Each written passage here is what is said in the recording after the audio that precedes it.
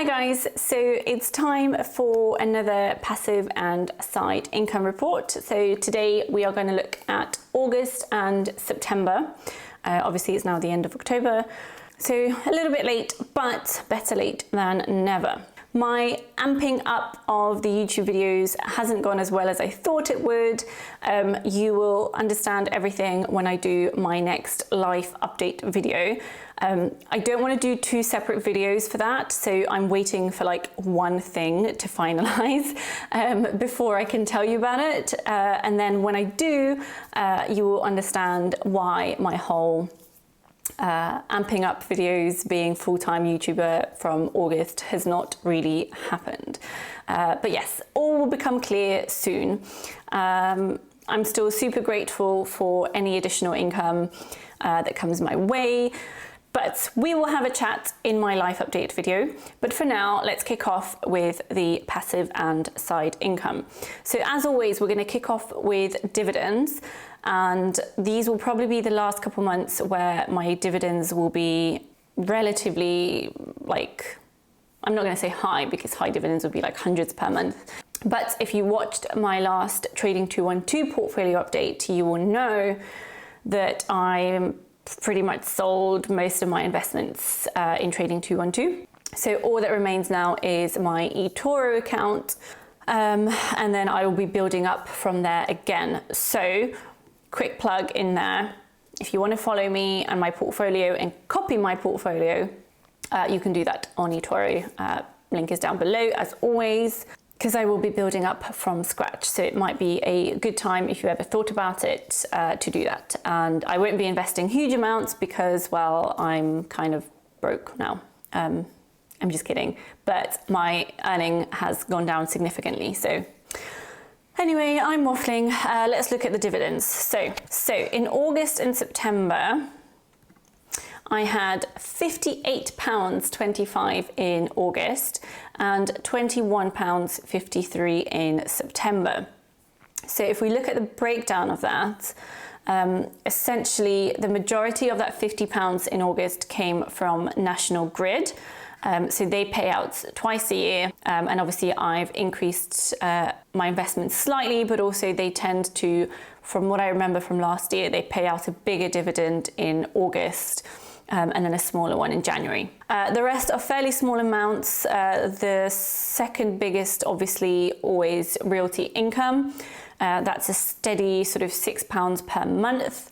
I have kept my investment in realty income for now, but obviously if I need to utilize that from my Trading 212 account, I will. And then I'll start building it up again on my eToro account. So the next biggest was Shell with £4.78, S&P 500 385, Johnson & Johnson 369, and the rest all fairly small amounts, as you can see. So obviously pause if you want to have a look. That is pretty much my dividend tracker. So going back, let's look at YouTube AdSense.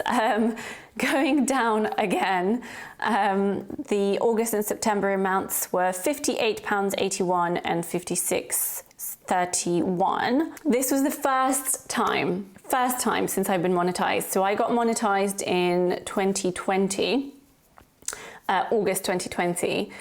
So first time in 3 years where I did not reach the threshold for payout. So it always used to be like above the payout at the beginning, then it used to be in the hundreds. Then I had a few months in the thousands. And then it's been gradually going down to the hundreds and now below 100, obviously pretty much since April. So a bit sad, but like I said, reasons for it outside of my control. So I just have to be grateful for what it is. Affiliates and sponsorships. So don't mind the cats. Affiliates and sponsorships, usually the biggest number.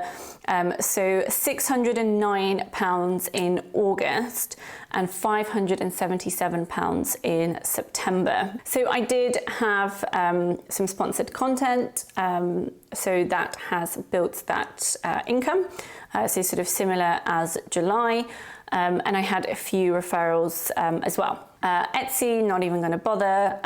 Teaching English. Now, I had £41.18 in August and £86.66 in September. So in case you haven't watched my last video, most people take a break for the summer and they start coming back sort of early to mid-September. So that's why those amounts are so low. I was super grateful for the break in August, honestly. You do sort of get burnt out after a while. But I think from October, those amounts should be significantly higher. Bank interest in my personal bank accounts, we had £1.39 and then £6.68. I mentioned this would go down because I was withdrawing cash, but obviously now that I'm selling off investments, I'm putting them in the savings account until I have to use it. Again, all will become clear when the life update comes. And then business bank account, it is now zero. I have emptied it. I have closed my limited company. So there will be nothing in that column going forward. And same with credit card points. I have closed my Amex card because I have moved to Poland. So I can't really use my Amex card anywhere here, so there's no point in having it. And as far as I'm aware, I haven't yet found a credit card with such good loyalty points that makes it worthwhile in Poland. But obviously, if anyone's aware of any, please, please, please let me know in the comments below.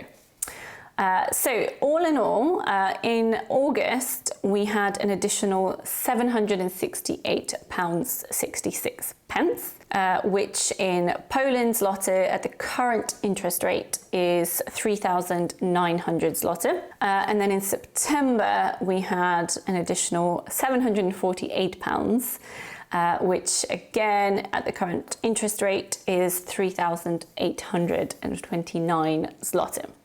So not too bad still. That is pretty much someone's full-time wage in Poland. So I'm happy, pretty much, even though those amounts are so much lower than I'm used to. Previously, like I said, I only need about, well, now I would say 600-700.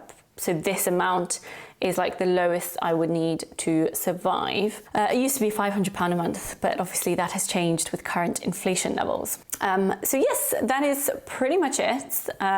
Short and sweet as always. Let me know if you have any questions or comments or advice. Otherwise, I will see you in the next video. Bye.